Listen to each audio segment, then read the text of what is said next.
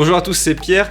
Le Mobile World Congress de Barcelone bat son plein à l'heure actuelle et comme chaque année, le fabricant nippon Sony en profite pour dévoiler ses nouveautés lors de cet événement. Cette année, il a décidé de présenter le successeur du XZ2 Premium, j'ai nommé le Xperia XA1. Alors c'est un smartphone qui ose à la fois par son apparence mais également par son nom puisque Sony change complètement la nomenclature de ses smartphones. Nous avons eu l'occasion de le prendre en main et je vous propose dès maintenant de découvrir mes premières impressions sur l'appareil.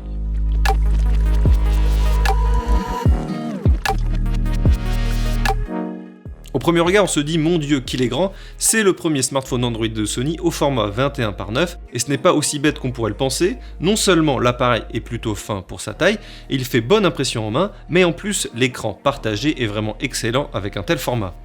Alors il est vraiment très agréable de voir Sony faire évoluer le design de ses appareils, reste que la fonctionnalité d'écran partagé n'est pas forcément utilisée par tout le monde. Le format de l'écran n'est pas le seul élément parfaitement adapté pour une expérience vidéo satisfaisante. La définition 4K de cet écran OLED HDR l'est également. Alors sur le papier cela semble être incroyable, mais lors de ma prise en main j'ai trouvé qu'il n'arrivait pas au niveau de ce qu'on peut trouver sur d'autres flagships. La finition et le choix des matériaux sont convaincants, mais c'est une habitude chez Xperia.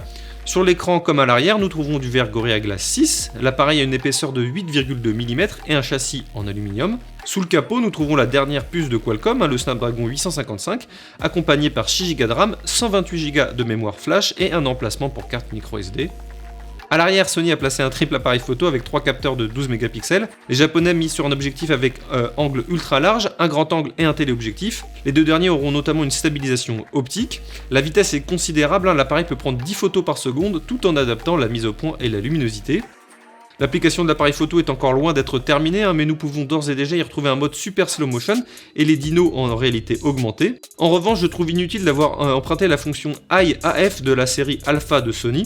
Il n'est pas nécessaire sur les smartphones actuels, étant donné les grandes profondeurs de champ qu'ils peuvent atteindre. En plus de l'application de l'appareil photo, il y a également une application dédiée à la vidéo qui porte le nom de Cinema Pro. L'interface est chic et permet de configurer plusieurs paramètres tels que la fréquence d'image et la distance focale.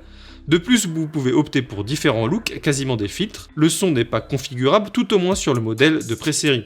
Pour ce qui est du système d'exploitation, Sony opte pour Android Pie. Il y a maintenant un Game Enhancer. Ce mode permet par exemple de bloquer les appels entrants pour pouvoir jouer en toute tranquillité. Vous pouvez également enregistrer vos commentaires lorsque vous jouez grâce à l'utilisation de l'appareil photo avant et du microphone. La batterie a une capacité de 3330 mAh et est compatible avec Power Delivery, le chargeur nécessaire est bien évidemment inclus dans la boîte. Voilà, c'est tout pour mes premières impressions sur cet appareil.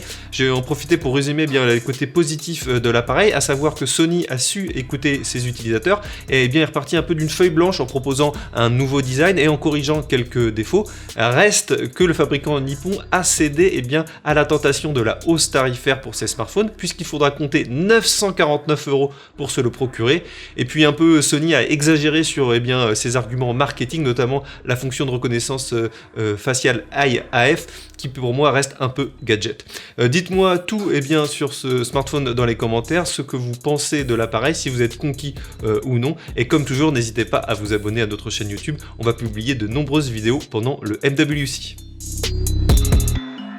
First, Chamberlain steals the ball.